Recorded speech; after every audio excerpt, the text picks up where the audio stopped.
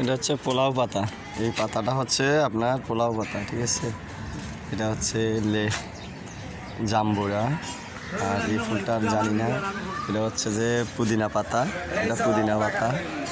তারপরে এটা হচ্ছে ডালিম ফল, মানে আনার। তারপরে প্রিয় দর্শক, আসসালামু আলাইকুম। আপনারা দেখতে পাচ্ছেন আমরা আজকে আমার ছাদে বিগত 1 বছর যাবৎ উঠি না, কিন্তু আজকে আমরা এই ছাদে উঠেছি। আমাদের ছাদে আমরা কি গাছ, এটা আমরা লাগিয়ে রাখছি আঙ্গুর ফল গাছ। তারপর লাগিয়ে রেখেছি সবজির মধ্যে সবচেয়ে ভিটামিনযুক্ত খাবার যেটা, যার নাম হচ্ছে পুঁই শাক।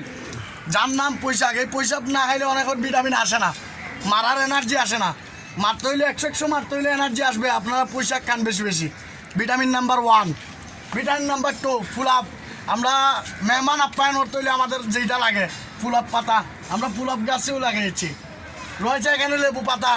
ফাঙ্গাস মাছের দোয়ান যায়, ফাঙ্গাস মাছের একটা সেরা ওষুধ। ফাঙ্গাস মাছ ফাঁক করলে আপনি 2টা লেবু পাতা দিয়ে দিবেন, ফাঙ্গাসের গন্ধ করবে না, এটাতে দেশি ফ্লেভার চলে আসবে।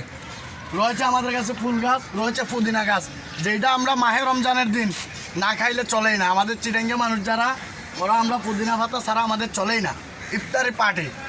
রয়েছে আমাদের কাছে ডালিম। দেখেন আমাদের গাছে বেশি ডালিম ধরে নাই, যেগুলো ধরেছে আমরা খেয়ে ফেলেছি। বর্তমানে একটা ছোট্ট ডালিম রয়েছে আমাদের কাছে। রয়েছে আমাদের কাছে সবেদা। সবেদার আর একটা নাম কি আছে সঠিক আমি বলতে পারতেছি না আপনাদেরকে। এটা আপনারা বুঝে নেবেন, গাছ রয়েছে, আপনারা বুঝে নেবেন।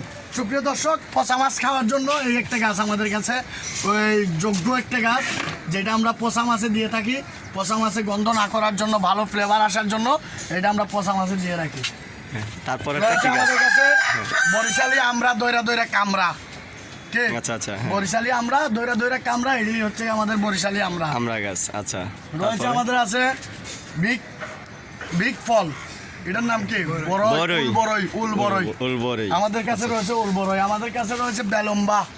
আচ্ছা, রয়েছে পেয়ারা গাছ। হ্যাঁ, রয়েছে মেহেদি গাছ, হাত সাজানোর জন্য, বিয়ে হইলে এটা লাগবে। আচ্ছা, আমাদের কাছে ঠিক আছে। আপনারা তারপর আসলে আমাদের সাথে আমরা আরো বিশেষ কিছু জিনিস রেখেছি। এই হচ্ছে আমাদের টার্কি মুরগি না, টার্কি মুরগি দেখা যাবে। এই রয়েছে কবুতর। এই পাশে রয়েছে আমার কবুতর। আচ্ছা, আমাদের কাছে অনেক কিছু রয়েছে। সুপ্রিয় দর্শক, আমাদের সেবা পেতে আপনারা আমাদের এই ফেসবুক পেজে বেশি বেশি লাইক শেয়ার করে দিন। আমাদের সবসময় আমাদের সহযোগিতা আপনাদের কাছে থাকবে। আমাদেরকে সাবস্ক্রাইব করুন। আমরা বিভিন্ন ছাদে গিয়ে বিভিন্ন জিনিস আপনাদেরকে দেখানোর চেষ্টা করব। এই বলে আমি আমার বক্তব্য শেষ করছি। আসসালামু আলাইকুম। ওয়ালাইকুম আসসালাম। এবার আসো আমাদের নিজের কাজে। আমার মাংস